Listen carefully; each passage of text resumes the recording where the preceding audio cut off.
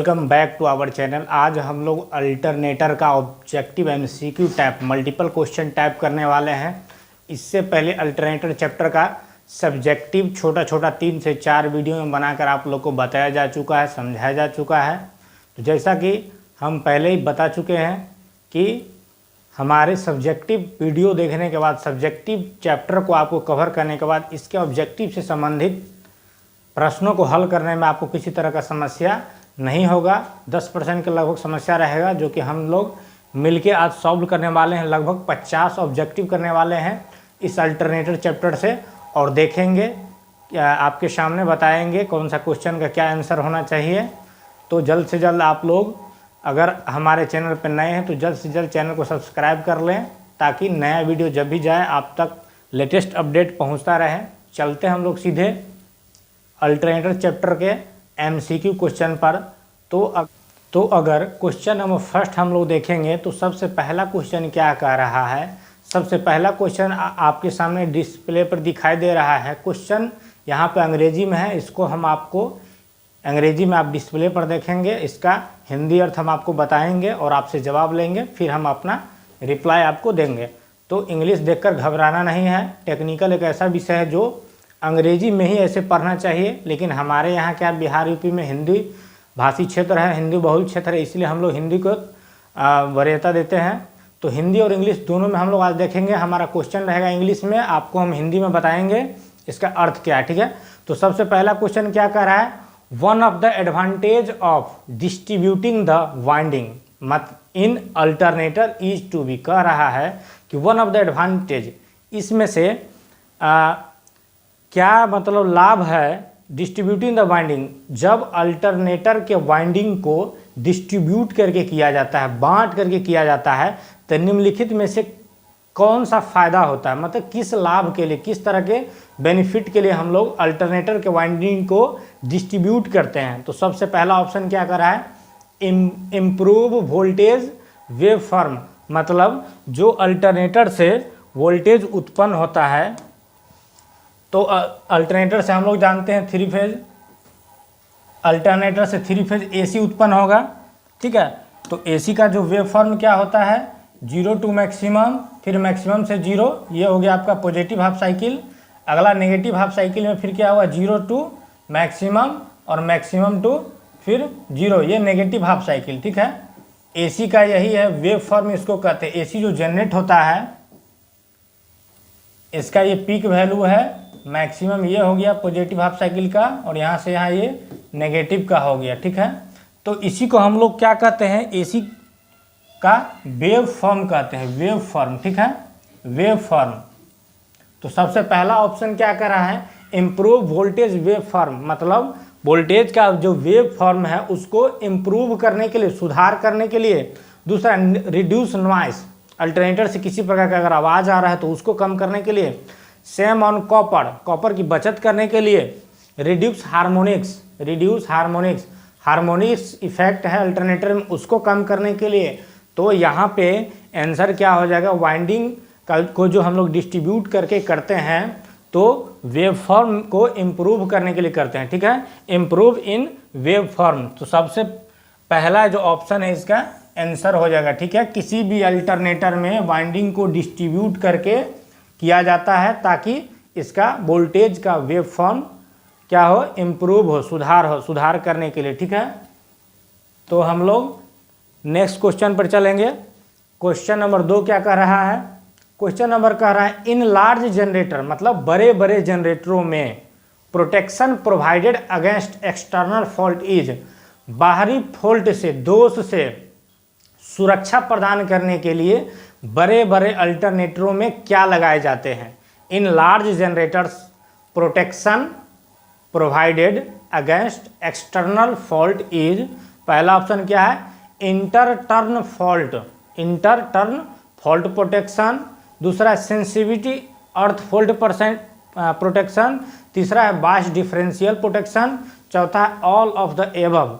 तो यहाँ पे किस बड़े बड़े जनरेटर को प्रोटेक्शन देने के लिए हम लोग ये इसमें तीनों ऑप्शन सही है। तीनों प्रकार का प्रोटेक्शन दिया जाता है, ठीक है।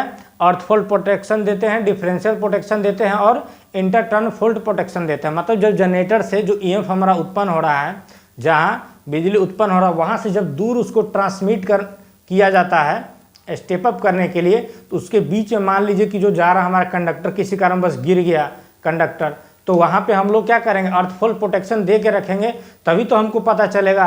तुरंत हमारा क्या होगा, लाइन ट्रिप कर जाएगा। अर्थफॉल प्रोटेक्शन क्या करेगा, तुरंत लाइन को ट्रिप कर देगा, लाइन बंद हो जाएगा। इस तरह से हमको पता चला किसी तरह का फॉल्ट आ गया है। अगर हम प्रोटेक्शन नहीं देंगे, किसी कारणवश हमारा जो केबल है या कंडक्टर वो गिर जाता है, तो क्या होगा, यहाँ अल्टरनेटर बंद नहीं होगा, उसमें करंट लगातार प्रवाह होता रहेगा और इस तरह से जो उसके संपर्क में आएंगे उसका जान माल का क्षति हो सकता है। इसीलिए कई तरह के प्रोटेक्शन दिया जाता है, ठीक है, अल्टरनेटर में। तो इसमें ऑल ऑफ द एबव हो जाएगा।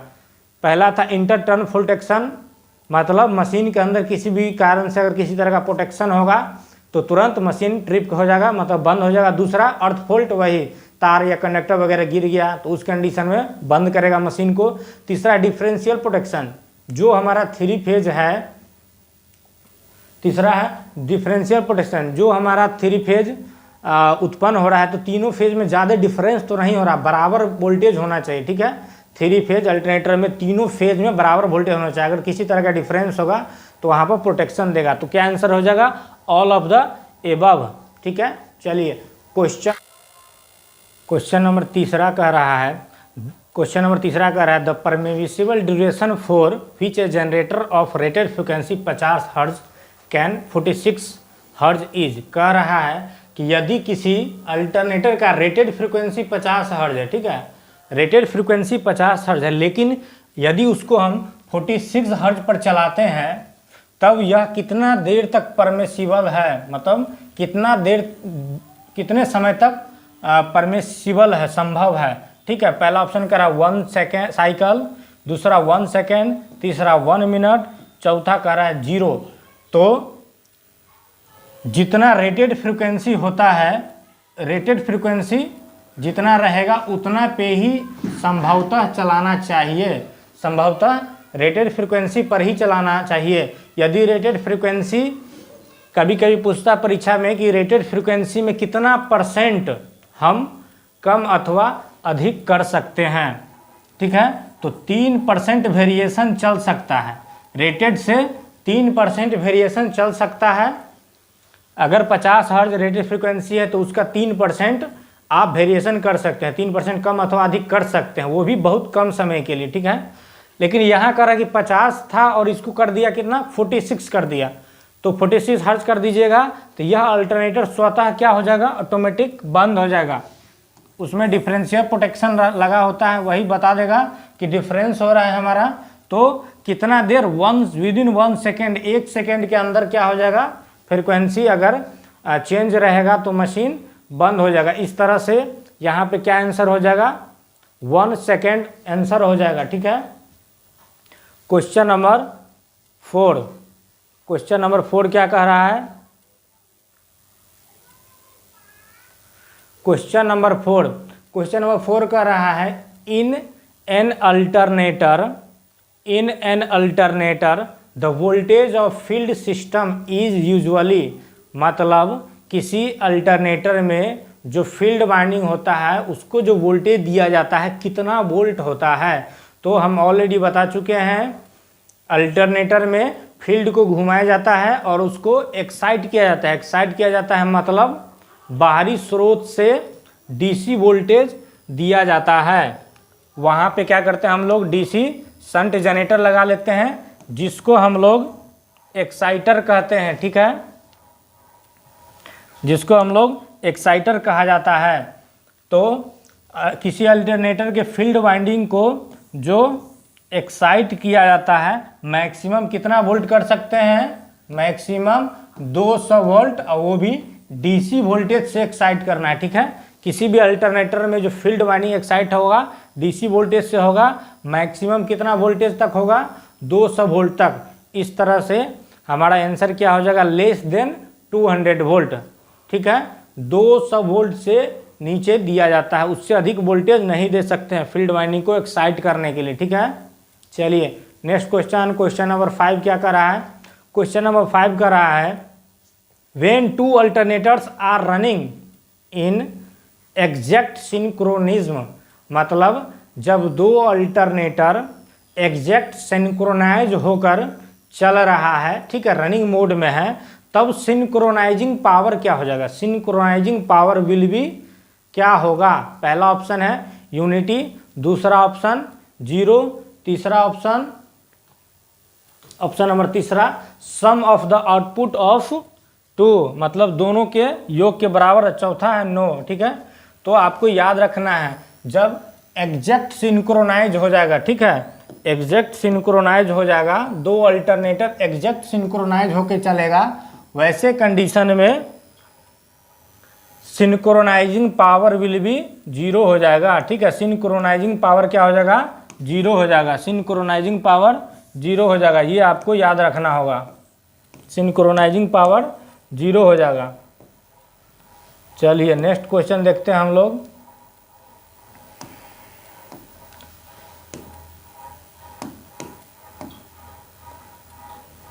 नेक्स्ट क्वेश्चन कर रहा है question number 6 when two alternators, question number 6 कर रहा है the power factor of an alternator is determined by its, मतलब किसी अल्टरनेटर के पावर फैक्टर को हम ज्ञात कर सकते हैं, इसके क्या चीज़ के द्वारा ज्ञात कर सकते हैं? पहला ऑप्शन एक्साइटेशन, दूसरा ऑप्शन स्पीड से, तीसरा ऑप्शन प्राइम मूवर से, और चौथा option none of the above, इसमें से कोई नहीं। तो किसी भी अल्टरनेटर का पावर फैक्टर हम क्या चीज़ से ज्ञात कर सकते हैं? किसी भी अल्टरनेटर का पावर फैक्टर हम ज्ञात नहीं कर सकते हैं, ठीक है। ऐसा इसलिए क्योंकि अल्टरनेटर का पावर फैक्टर लोड पर डिपेंड करता है, लोड पर डिपेंड करता है, ठीक है। इसको हम नहीं ज्ञात कर सकते हैं, एक्साइटेशन से नहीं। पावर फैक्टर को इम्प्रूव जरूर कर सकते हैं, ठीक है। अगर पावर फैक्टर इम्प्रूव करने की बात आया कि पावर फैक्टर कम अथवा अधिक करना है, लीडिंग अथवा लैगिंग करना है, तो एक्साइटेशन वोल्टेज को कम अथवा अधिक करके हम पावर फैक्टर को एडजस्ट कर सकते हैं, पावर फैक्टर को एडजस्ट कर सकते हैं, लेकिन डिटरमाइंड नहीं कर सकते, इसको ज्ञात नहीं कर सकते, ठीक है। क्योंकि अल्टरनेटर का पावर फैक्टर लोड पर डिपेंड करता है, ठीक है, depend on the load. Alternator power factor depends on the load, load पर डिपेंड करता है, ठीक है, पावर फैक्टर अल्टरनेटर का, इसलिए इसको ज्ञात नहीं कर सकते हैं। तो यहाँ पर क्या हो जाएगा answer? None of the above answer हो जाएगा, none of the above answer हो जाएगा। क्वेश्चन नंबर 7, क्वेश्चन नंबर 7 क्या कर रहा है? When an alternator is supplying unity power factor, जब एक अल्टरनेटर यूनिटी पावर फैक्टर पर कार्य कर रहा हो, तब the armature reaction will produce, तब आर्मेचर रिएक्शन क्या चीज़ प्रोड्यूस करेगा? क्या चीज़ प्रोड्यूस करेगा, ठीक है।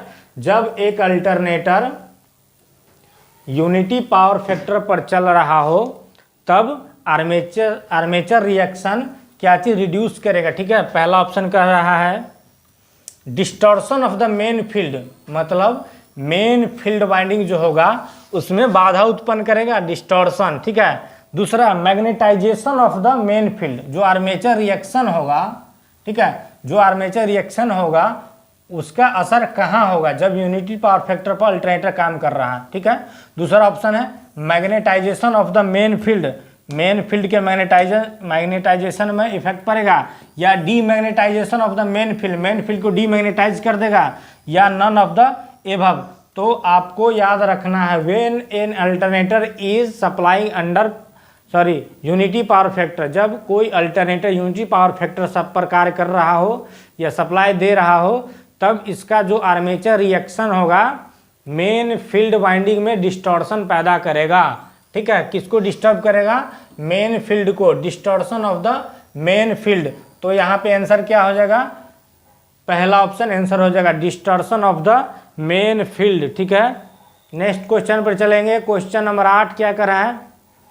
क्वेश्चन नंबर 8 कर रहा है when the speed of an alternator increases, जब किसी अल्टरनेटर के स्पीड को इंक्रीज कराया जाता है, बढ़ाया जाता है, तब क्या होगा? तब क्या होगा? पहला ऑप्शन क्या कह रहा है? पहला ऑप्शन कह रहा है द फ्रीक्वेंसी डिक्रीजेज, मतलब फ्रीक्वेंसी घटेगा। when the speed of an alternator increases, किसी अल्टरनेटर के स्पीड को इंक्रीज करते हैं, बढ़ाते हैं, तब क्या होगा, फ्रीक्वेंसी घटेगा। दूसरा, फ्रीक्वेंसी इंक्रीजेज, बढ़ेगा। तीसरा, the frequency remain same, frequency पर कोई असर नहीं पड़ेगा। चौथा, फ्रीक्वेंसी बदल जाएगा। तो इसमें से क्या आंसर होगा आपके हिसाब से, क्या होना चाहिए बताइए फटाफट, क्या होगा आंसर। तो हम लोग क्या जानते हैं, अल्टरनेटर में एक फार्मूला आपको हम बताए थे। अल्टरनेटर में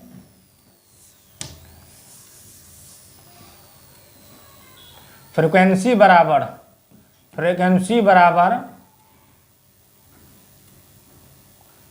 स्पीड बराबर, यहाँ हो जाएगा n, स्पीड बराबर 120 F/P। ये फार्मूला हम लोग को पता है ना सभी को, n = 120 F/P। ये फार्मूला ऑलरेडी हम लोग समझ चुके हैं। स्पीड बराबर होता है 120 फ्रीक्वेंसी बट्टा पोल। तो यहाँ पे इस फार्मूला के द्वारा हम लिख सकते हैं n समानुपाती F/P, लिख सकते हैं कि नहीं लिख सकते हैं। तो अगर हम इस फार्मूला से ये लिख सकते हैं तो इसका मतलब क्या होगा, जो हमारा स्पीड है किसके समानुपाती है, फ्रीक्वेंसी के समानुपाती है, और ये इसके अपोन है, मतलब बट्टा में है। तब पोल का क्या हो जाएगा, व्युत्क्रमानुपाती हो जाएगा। अल्टरनेटर का स्पीड फ्रीक्वेंसी के समानुपाती और पोल के व्युत्क्रमानुपाती होता है। तो क्या होगा, अगर स्पीड बढ़ेगा अल्टरनेटर का तो फ्रीक्वेंसी क्या हो जाएगा, बढ़ेगा। ठीक है, अगर फ्रीक्वेंसी को बढ़ाते हैं, यहाँ बोल रहा है when the speed of alternator increases, जब अल्टरनेटर की स्पीड को बढ़ाया गया तो फ्रीक्वेंसी भी क्या होगा, बढ़ेगा। ठीक है, यहीं पर अगर पोल की बात करेगा कि यदि किसी अल्टरनेटर में पोल की संख्या बढ़ा दी जाए तब स्पीड क्या होगा, तो इसके अपोन में है, ये व्युत्क्रमानुपाती है, तो क्या होगा, उल्टा होगा। पोल की संख्या बढ़ाएंगे तो अल्टरनेटर का स्पीड क्या होगा, घटेगा। ठीक है, आई होप आप समझ गए होंगे। चलते हम लोग नेक्स्ट क्वेश्चन पर। Next question number 9। Question number 9 क्या कह रहा है, इन ह्यूज अल्टरनेटर्स, मतलब बड़े बड़े अल्टरनेटरों में द मूविंग पार्ट इज, बड़े बड़े अल्टरनेटर में घूमने वाला पार्ट क्या होता है। पहला ऑप्शन क्या कर रहा है, ब्रशेस, दूसरा पोल्स, तीसरा आर्मेचर, और चौथा नन ऑफ द एबव। तो ऑलरेडी डिस्क्राइब कर चुके हैं, हम लोग पढ़ चुके हैं। क्या बताएं कि अल्टरनेटर दो तरह का होता है अकॉर्डिंग टू रोटेटिंग, घूमने के आधार पर अल्टरनेटर दो तरह का होता है। ठीक है, घूमने के आधार पर अल्टरनेटर दो तरह का होता है। ठीक है, पहला रोटेटिंग आर्मेचर, और दूसरा रोटेटिंग फील्ड। रोटेटिंग आर्मेचर और रोटेटिंग फील्ड दो तरह का अल्टरनेटर होता है। तो चूंकि अल्टरनेटर में जो हमारा विद्युत पैदा होता है, ईएमएफ पैदा होता है, कहाँ होता है, आर्मेचर में होता है। ठीक है, किसी भी अल्टरनेटर में जो विद्युत पैदा होगा कहाँ होगा, आर्मेचर में। तो पहला जो टाइप्स है रोटेटिंग आर्मेचर, तो यदि हम आर्मेचर को घुमाते हैं, ठीक है, आर्मेचर को घुमाते हैं, और चूंकि आर्मेचर में करंट का उत्पन्न होना है, तो करंट जो उत्पन्न हो रहा है आर्मेचर में घूम रहा है, तो घूमता हुआ चीज से बाहर सप्लाई लेने के लिए क्या करना पड़ेगा, इसमें कार्बन ब्रश लगाना पड़ेगा कि नहीं लगाना पड़ेगा, कार्बन ब्रश लगाना पड़ेगा, तभी तो बाहरी सर्किट में हम सप्लाई ले सकते हैं। ऐसे क्योंकि ये घूम रहा है, इसमें परमानेंट हम कनेक्शन नहीं कर सकते हैं क्योंकि ये रोटेटिंग होता है। ठीक है, इसके अलावा अधिक मात्रा में अगर हमको वोल्टेज उत्पन्न करना है तो अधिक मात्रा में कंडक्टर को घुमाना होगा। तो अधिक कंडक्टर को घुमाने के लिए बड़ा बड़ा मशीन में मतलब उसको एडजस्ट करना होगा। इस तरह से बहुत ही मुश्किल होता है। तो रोटेटिंग आर्मेचर जो होता है छोटा छोटे मशीन में हम कर सकते हैं। ठीक है, आर्मेचर को जब घुमाएंगे तो हम बड़े स्तर पर वोल्टेज डेवलप नहीं कर सकते हैं। ठीक है, तो इसी को बनाया गया। दूसरा रोटेटिंग फील्ड, मतलब आर्मेचर को क्या किया गया, स्थिर कर दिया। जो हमारा आर्मेचर है उसको स्थिर कर दिया। ठीक है, आर्मेचर को स्थिर कर दिया गया और फील्ड को घुमा दिया गया।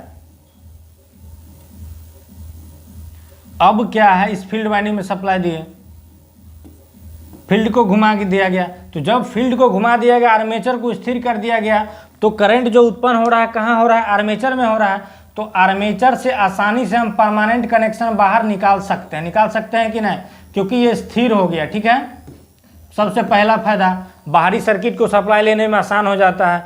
दूसरा फायदा ये है कि आर्मेचर स्थिर है, घूम नहीं रहा है, इसलिए हमको जितना मन उतना इसमें हम कंडक्टर डाल सकते हैं। तो जब अधिक मात्रा में कंडक्टर डालेंगे, अधिक मात्रा में कंडक्टर रहेगा, तो क्या होगा, टर्मिनल का वोल्टेज बढ़ जाएगा, ईएमएफ क्या होगा, मैक्सिमम ईएमएफ हम उत्पन्न कर सकते हैं।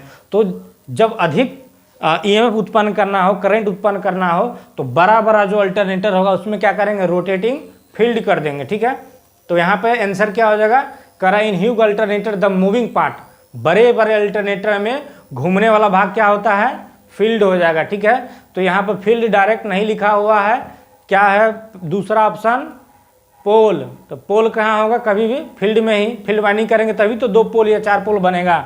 तो यहाँ पे ऑप्शन नंबर बी सही हो जाएगा। ठीक है, ऑप्शन नंबर बी सही हो जाएगा, पोल। बड़े बड़े अल्टरनेटर में घूमने वाले भाग को हम लोग पोल कहते हैं। ठीक है, चलिए नेक्स्ट क्वेश्चन नंबर 9 कह रहा है, hydrogen is use in large alternators mainly, मतलब बड़े बड़े अल्टरनेटरों में हाइड्रोजन यूज किया जाता है। मेनली क्यों यूज किया जाता है, मेनली रूप से हाइड्रोजन का इस्तेमाल क्यों करते हैं, तो reduce distortion of wave form कह रहा है कि वेव फॉर्म में जो डिस्टर्बेंस पैदा होता है उसको कम करने के लिए, पहला option reduce distortion in wave form, दूसरा कह रहा है कूल द मशीन, तीसरा कह रहा है strengthen the magnetic field, magnetic field के स्ट्रेंथ बढ़ाने के लिए, मशीन को ठंडा रखने के लिए, चौथा रिड्यूस एडी करंट लॉस को कम करने के लिए। तो जब आप हाइड्रोजन का प्रॉपर्टीज पढ़िएगा तो हाइड्रोजन क्या होता है, सबसे हल्की धातु है, सब या गैस है। ठीक है, हाइड्रोजन सबसे हल्की होता है। ठीक है, और इसका ठंडा रखने का भी इसमें गुण होता है। ठीक है, ठंडक भी प्रदान करने का गुण होता है। तो अल्टरनेटर ही नहीं, बड़े बड़े जितने भी मशीन होंगे, सभी मशीन को ठंडा करने के लिए उसमें कूलेंट के रूप में क्या इस्तेमाल होगा, हाइड्रोजन गैस का इस्तेमाल किया जाता है। ठीक है, तो यहाँ पे आंसर क्या आ जाएगा, कूल द मशीन, मशीन को ठंडा रखने के लिए हम लोग हाइड्रोजन का इस्तेमाल करते हैं।